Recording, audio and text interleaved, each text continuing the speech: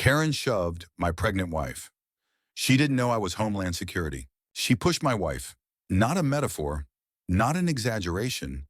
She shoved my pregnant wife 8 months along, carrying our first child because she didn't believe she was really pregnant. That's how it started. That's how it all blew open. But it wasn't just that one shove. That moment was the match. But the whole neighborhood was already drenched in gasoline fear, fake power, and the illusion of control held by one woman and her phony homeowners association. This is the story of how we burned that illusion to the ground. My name is Jason Ayers. I'm a Homeland Security agent, specializing in threat assessment and domestic intelligence. Most of the time, my job is full of silence reading patterns, decoding lies, anticipating danger before it strikes. I'm trained not to flinch, but nothing prepared me for what happened in Willow Run. We moved here 6 weeks ago. My wife, Elena, is a pediatric nurse, the kind who remembers kids' birthdays and saves every hand-drawn thank you note. After years of urban chaos and duress, we needed somewhere quieter, safer. We chose Willow Run for the wide porches, the fenced-in parks, and the promise of peace. We didn't know that peace came with a price and a self-appointed gatekeeper named Karen Dorrance. From the moment we moved in, she hovered, clipboard, fake uniform, always walking just close enough to observe, but far enough to avoid direct confrontation. The signs were all their condescending smiles, unsolicited advice about trash bins and lawn edging, passive-aggressive reminder notes that turned into printed citations with no legal header. She called herself the HOA president, but the title had no backing. No one elected her. The HOA had dissolved years ago, but Karen operated like it was still real, and most neighbors either didn't care or were too intimidated to push back. I'd seen types like her before, people addicted to micro-authority, using it to prop up some internal fracture. But I figured we could keep our heads down, ignore her, focus on the baby, on making this house a home. Then Elena got her first fake citation. Suspicious behavior, excessive resting on porch in public view. Potential loitering. Subject possibly faking condition for sympathy. I read it 3 times. It was signed in blue ink, K. Dorrance, HOA enforcement. That was the first blow. Elena laughed at first until Karen showed up 2 days later with a measuring tape, claiming our front flower beds were non-compliant with HOA standard. That day, I stepped in and told Karen plainly, there is no legal HOA here. Her paper notices were meaningless. She said, well, we'll see if the sheriff agrees when I report this disturbance. She never called the sheriff. She didn't have to. She had something more powerful, the cowardice of the neighborhood and the illusion of officialness. People obeyed her because it was easier than fighting. That illusion cracked for good the day Karen rammed Elena's stroller with her golf cart. It was a calm Saturday morning. I was inside fixing a loose cabinet hinge. Elena had gone for a short walk around the cul-de-sac to stretch her legs. Our neighbors, the Sandersons, were gardening across the street. Their 6-year-old waved at Elena. That's when Karen rounded the corner, going far too fast in her golf cart. What happened next is burned into my memory. She didn't slow down. She yelled something about fakers shouldn't take up sidewalk space. Then she clipped the stroller, sending it skidding sideways. Elena fell hard hands first, belly protected, but scraped and shaken. I heard her scream and ran. When I got there, Karen was standing over her, yelling that Elena had thrown herself into the way and that this was insurance fraud baiting. I got between them. She backed up, scowled at my badge when I flashed it, and walked away like nothing happened. Elena was okay. The baby was okay. But something inside me snapped. I didn't just see a bitter woman anymore. I saw a threat. That night, I started digging. Karen wasn't just pretending to run an HOA. She'd built a network, a web of fake citations, fake rules, even fake fines. Over 24 neighbors had been intimidated into paying them. She threatened liens on homes, cited expired bylaws, and bullied single parents and the elderly into compliance. I found her old job. She was once a paralegal, fired for forging an affidavit, I found the fake bank account where she deposited the HOA dues. I found her printed official letters with a fake county logo. But I wasn't the only one watching her anymore. The next morning, a quiet knock came to our door. It was Mr. Wallace, an 80-year-old Vietnam vet who lived 3 doors down. "I heard what she did to your wife," he said. "She took my flag down once, said it violated sightline aesthetics. I'm ready to talk." By the end of the week, we had 15 testimonies. I started documenting everything: photos, statements, recordings. Elena made a digital folder and labeled it Operation Hoserfall. It was funny until it wasn't, because Karen knew we were onto her. And then things got worse. By the time I filed my internal incident report, not to Homeland, but to my personal digital archive, I realized something chilling. Karen wasn't just delusional, she was organized. And worse, emboldened. After the stroller incident, I'd expected her to go underground, maybe even disappear for a while. But Karen doubled down. Within 48 hours, a new notice appeared taped to our mailbox in plastic: official HOA citation, residence 44B, in violation of non-permitted occupancy, fraudulent pregnancy, status suspected. Will be re-inspected in 72 hours. She called my wife's body our unborn child fraudulent. I brought the notice inside and showed it to Elena. She laughed, but it wasn't the real kind. It was that tired, hollow laugh people use when they're close to breaking. "Jason, if I wasn't actually pregnant, what does she think I'm doing?" Strapping on a watermelon, I didn't have an answer. What I did have was a plan. Karen had built her whole empire on 3 things: fear, isolation, and appearances. That much became clear as I started interviewing neighbors under the guise of neighborhood safety. Some had paid her fake HOA fines, hundreds of dollars at a time, and didn't know it was a scam. Others had been harassed so much that they just gave in, changing their shutters, repainting their mailbox, replanting their hedges. One woman admitted Karen threatened to report her disabled daughter as a safety hazard. Elena and I documented everything. She edited videos on her laptop at night, organizing audio files from Ring doorbells and neighbor testimonies, while I mapped out Karen's activities by date and street. Karen didn't just monitor people, she weaponized guilt. Her favorite targets were women, single moms, older widows, and anyone who didn't fit her image of presentable suburban living. But the moment she laid hands on my wife, she crossed a line. The first real break came from Wallace, the old vet who'd been watching from his porch longer than any of us. "She used to be married," he said, sipping black coffee with slow hands. "Her husband left after she forged a lease to rent the neighbor's backyard shed as a guest cottage. It nearly turned into a lawsuit, but she claimed mental instability. No charges filed. That explained her legal savvy and her fearlessness. She wasn't afraid of getting caught. She knew where the legal gray areas were. But I lived in the gray too. I ran a background scrape using a few internal tools, mostly legal. A ghost pattern emerged. Karen had started 5 different LLCs over the last decade, each with vague names like Suburban Enrichment League and Civic Harmony Group. 2 were still active, both registered in the next county over. Guess what one of them was doing? Issuing fake HOA paperwork, stamped and notarized by Karen herself. I confronted her, not violently, not even publicly. I knocked on her door just after dinner. She answered in a bathrobe and pearls, her face tight and guarded. Her porch lights glared down on me like interrogation beams. "You're trespassing," she said instantly. "No, Karen, I'm making it official." I said, "You're under investigation for mail fraud, impersonation of a government official, and possibly elder coercion, depending on how many of those checks you cashed."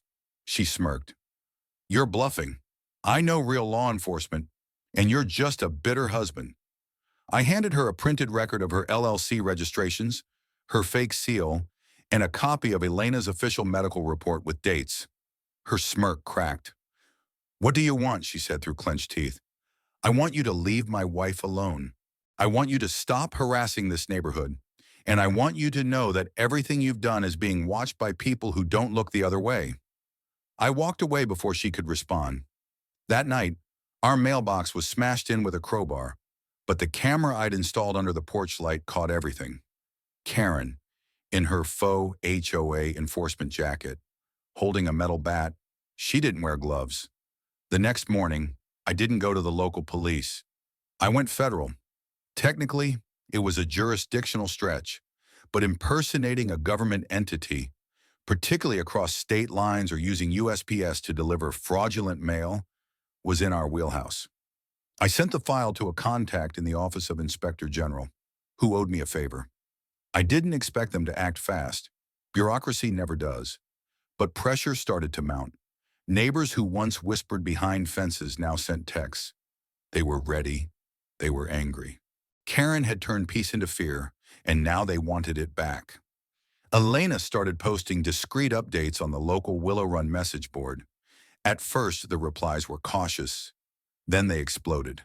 Stories poured in: Karen ticketing teenagers for loitering, threatening to impound skateboards, telling biracial families they were lowering the property image. She even forced a neighbor to cut down an 80-year-old elm tree, claiming its shade cast gloom. Someone posted, "How did we all let her become our queen without a crown?" And just like that, her reign began to unravel. But Karen wasn't finished. She called a mandatory community meeting at the park gazebo, a place she claimed was HOA-controlled land. Only about a dozen people showed up. She came with fake citations, a speaker system, and a printed HOA constitution that looked like it had been drafted by ChatGPT and paranoia. She shouted into her mic that Elena was an infiltrator faking pregnancy for financial sympathy, and that Jason Ayers is weaponizing his badge to harass me, a neighborhood civil servant. I stepped forward. "Karen, if you say one more defamatory thing about my wife, I will see you in court." She spat, literally spat on the grass, in my direction. Then she screamed, "You don't belong here. None of you do." And that was the moment I knew she was unraveling. The mask had slipped. The badge she'd made for herself cracked, and everyone saw it. Neighbors started walking away, one by one. Even the old couple she'd bullied into silence for years. Karen stood alone under that gazebo, shouting into her speaker like a dictator without a crowd. And I stood there, silent, just watching the paper crown fall. I thought the worst had passed. I thought Karen's humiliating meltdown under the gazebo would be the end of it. But tyrants rarely go down quietly. The moment the illusion of power begins to crack, they get desperate, violent, unpredictable. The morning after the so-called HOA Constitution rally, I woke to a sound I couldn't immediately place. Not a knock, not a yell. It was a rhythmic slap. Slap. Slap. I walked outside and found our driveway coated in red paint. Someone had written one word, over and over in huge, shaky letters. Liars on the garage, on the sidewalk, even on our welcome mat. The smell was sharp and bitter, like chemicals in panic. My wife came outside and stopped dead in her tracks. "Elena, go back in," I said gently, but she didn't. She stared down at her feet, where the word liar had been splashed right at the door. And then she cried, not the quiet kind, the kind where years of being polite, of swallowing the stares and notes and false accusations, break all at once. "I can't do this anymore. Jason, I just wanted to live." I pulled her close. I was done playing defense. I filed a formal restraining order that morning. I also filed a local police report, complete with video evidence and public records. But it wasn't just about us anymore. The neighborhood had reached its tipping point. 2 hours after I posted photos of the vandalism in the Willow Run message board, comments exploded. "She egged my house last week because I didn't pull my weeds. She told my son she'd have his car towed if he parked on the street. It was our driveway. She forged a lien on my elderly mom's house. We thought it was real. The dam broke. People stopped whispering and started speaking. In public, in meetings, at front porches. All the years of compliance and fear had calcified into something more powerful, collective memory. Elena called it the reckoning. I called it the beginning of the end. But Karen wasn't finished playing queen. The day after the restraining order was filed, she sent out a glossy, professionally printed newsletter wrapped in plastic, like something from a real city office. It was titled Willow Run Restoration Plan, Emergency Bylaws Effective Immediately. It included a new schedule of mandatory aesthetic improvements with specific paint codes, a fine system with increasing penalties, a temporary advisory board made entirely of people who didn't exist, names we traced back to soap opera characters. And at the bottom, in all caps, infiltrators will be identified and removed. Expect inspections. It was postmarked, mailed through the USPS. That was her final mistake.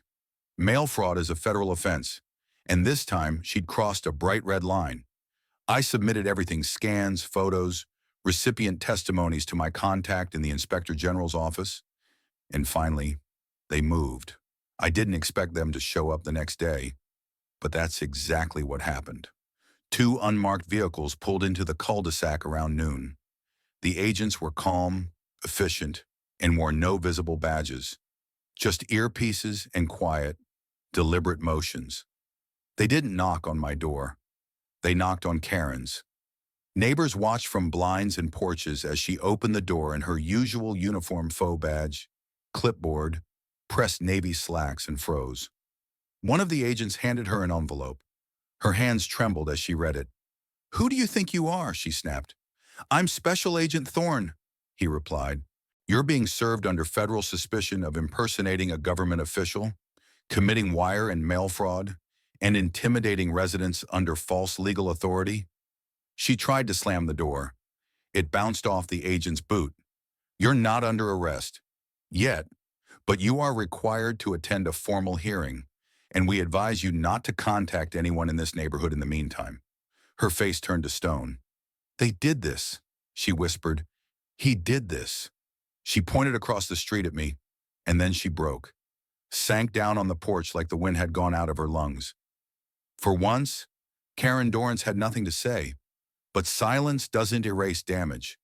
Elena still had panic attacks when she saw golf carts. Our mailbox had to be replaced, twice. One neighbor found a tracking device under their car. We couldn't prove it was her, but the fear lingered like rot under the surface. I took unpaid leave from Homeland Security to focus on the investigation, and soon I had something bigger, a paper trail. Karen had created a fake HOA account under a shell nonprofit named Willow Guardian Initiative. She'd collected over $92,000 from neighborhood residents over 3 years. She deposited it in a private bank and used it to pay for enforcement gear, home office renovations, and 3 trips to Scottsdale, Arizona. We had receipts, we had wire logs, we had testimony. She'd constructed an entire fake government, and people believed it because the fear was real. The community held its first real meeting 1 week later. No microphones, no flags, just folding chairs on the lawn in front of the park. Elena and I arrived late, but we didn't sit. We stood in the back and watched the faces of people who'd once been too afraid to speak. "Mr. Wallace raised his hand. "We allowed her to grow roots," he said. "We watered them with silence." No one argued. Then a neighbor, Tina, a single mother of 2, stepped up. "I paid her $600 over 2 years. I thought it was real. I thought if I didn't, I'd lose my home." Others nodded. "I paid $1,000, someone whispered. Karen had taken their money, their trust, their peace. But now they had something else, each other.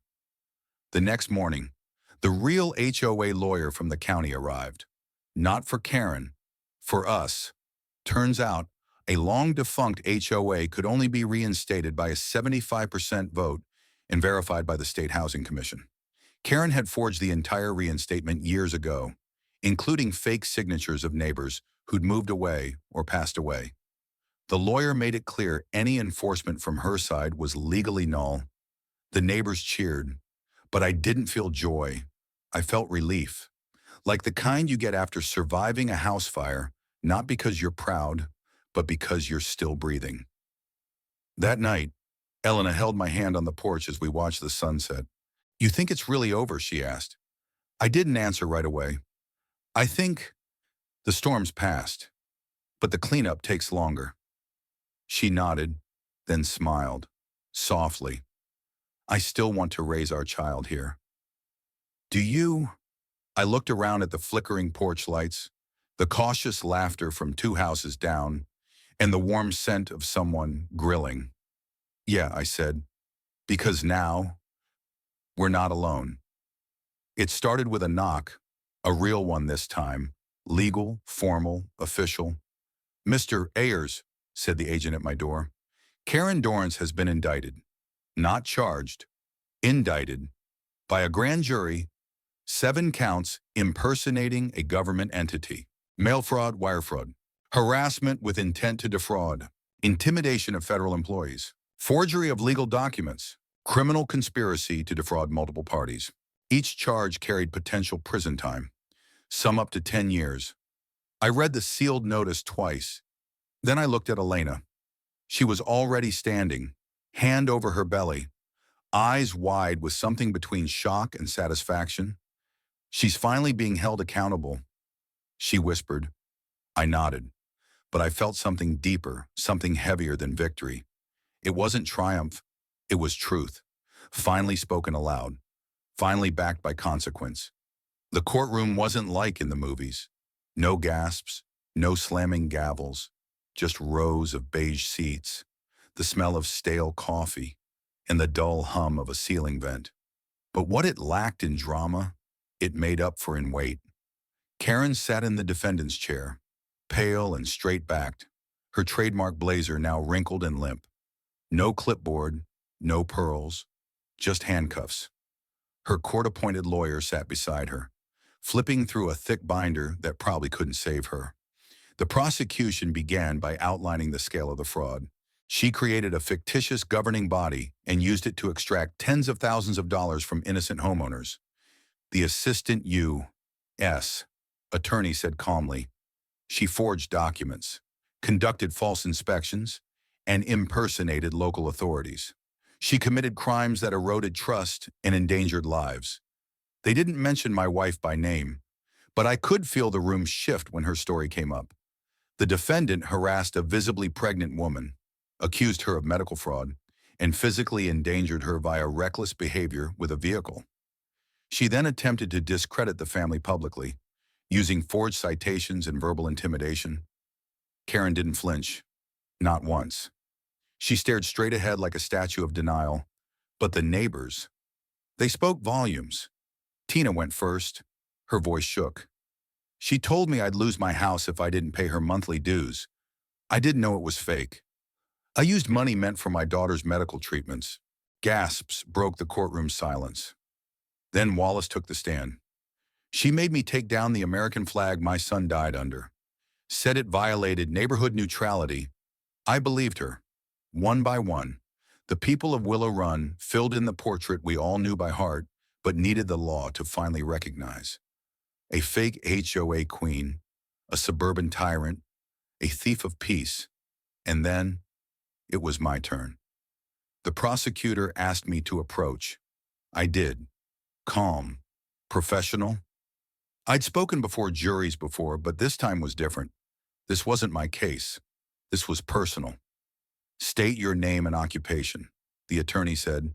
Jason Ayers, Homeland Security, Threat Assessment Division. The room stirred slightly. Karen's eyes twitched. Just once. And your relationship to the defendant. She harassed my wife, vandalized my home, and attempted to discredit our family through forged citations. I have video, photographic, and testimonial evidence of every incident. I paused. She told my 8-month pregnant wife she was faking it.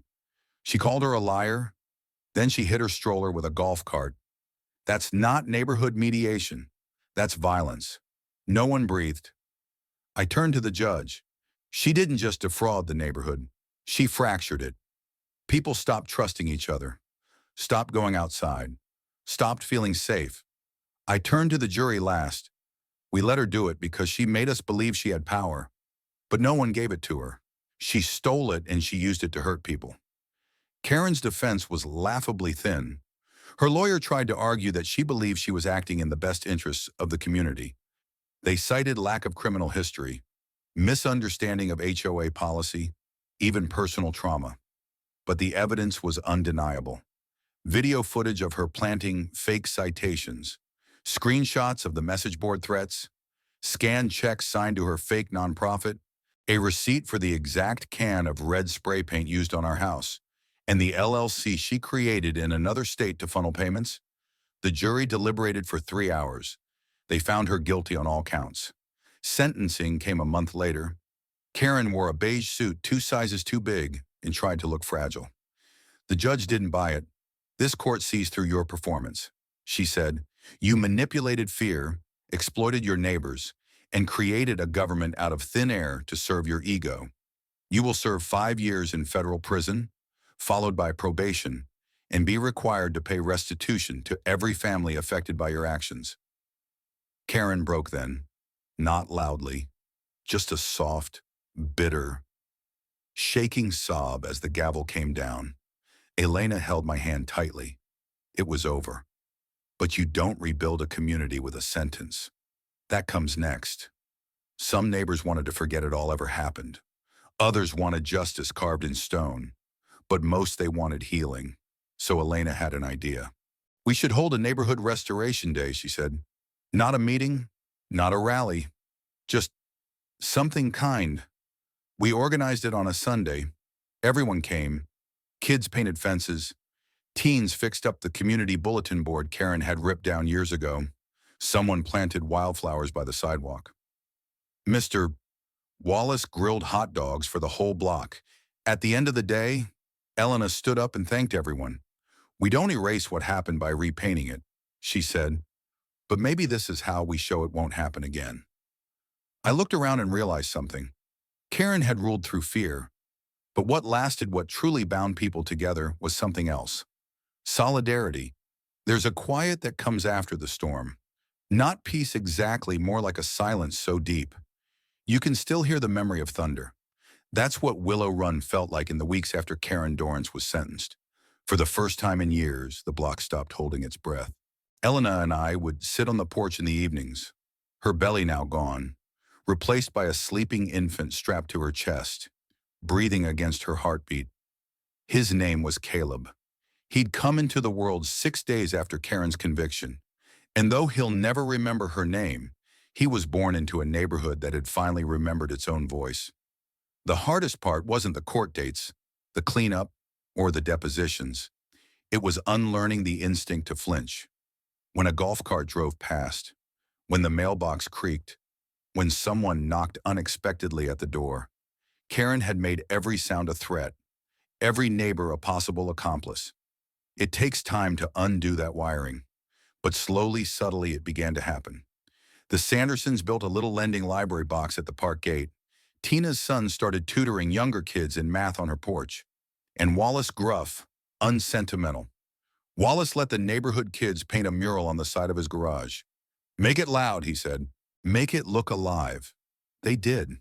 It was wild with color, full of birds, trees, and stick figures smiling in front of houses. At the center of the mural, drawn by a girl who used to cry every time she saw Karen's car, was a woman pushing a stroller under a blue sky. Elena cried when she saw it. We all did. But healing doesn't mean forgetting. A few neighbors wanted to burn the old HOA signs Karen had put up: community watch zone, inspections in progress, aesthetic violation report to chair. But Elena stopped them. "Keep one," she said. "Frame it. Put it in the town hall." Why, someone asked. Because we should never forget what happens when one voice drowns out 100. And so we did. That sign now hangs under a plaque that reads, "Power unearned is the most dangerous kind," in memory of the truth we almost lost.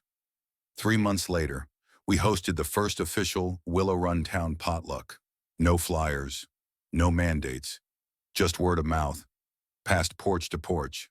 The park lit up like it hadn't in years, barbecue smoke curling into the sky, music humming from a Bluetooth speaker, laughter echoing down streets that had been too quiet too long. I grilled ribs. Elena brought lemon bars, Wallace brought his war stories, and Tina's kids set up a face painting station using old Halloween kits. Midway through the night, a woman I didn't recognize approached me. Tall, glasses, mid-40s. She held a folder. Your agent heirs, she asked. I nodded. My name's Brenda Capshaw. I work for the county commission. I've been reviewing the Willow Run case for our upcoming policy overhaul. You've created a model for citizen response to rogue HOA impersonation. Everything you collected, the testimonies, the organization, it's being used as a benchmark. I blinked. We weren't trying to make a statement. She smiled. You did anyway. Elena and I stood with Caleb as the potluck wound down, swaying gently to the soft music. The neighbors we once feared now waved at us like old friends. The kids who once darted indoors at the sound of Karen's voice now played tag under the street lamps. I didn't think we'd stay here forever, Elena said. Do you want to? I asked.